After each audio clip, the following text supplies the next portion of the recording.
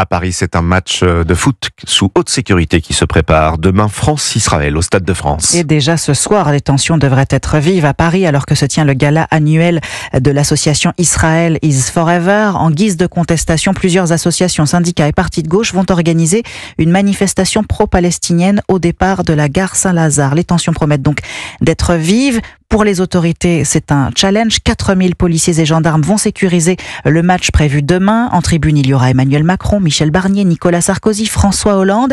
L'équipe d'Israël, elle, vit cloîtrée dans son hôtel, protégée par un imposant dispositif de sécurité.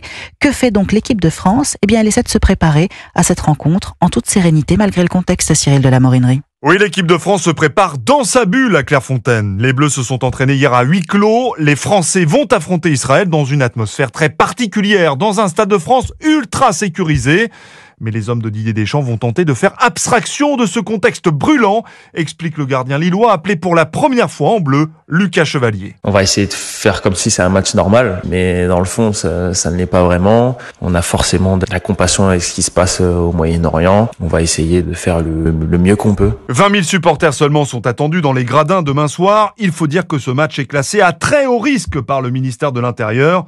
Que beaucoup de fans préfèrent rester cette fois devant leur télé, c'est logique pour le défenseur français Dayo Upamecano. Je peux comprendre pourquoi les gens ils veulent pas venir. Voilà, c'est leur choix. On va continuer et gagner ce match. Pendant ce temps, Kylian Mbappé, absent de ce rassemblement, en a profité pour venir à Paris en début de semaine. La star de 25 ans a retrouvé ses anciens coéquipiers du PSG, Achraf Hakimi et Arnaud Tenas, avec lesquels il a notamment disputé une partie de padel. Cyril de la Morinerie.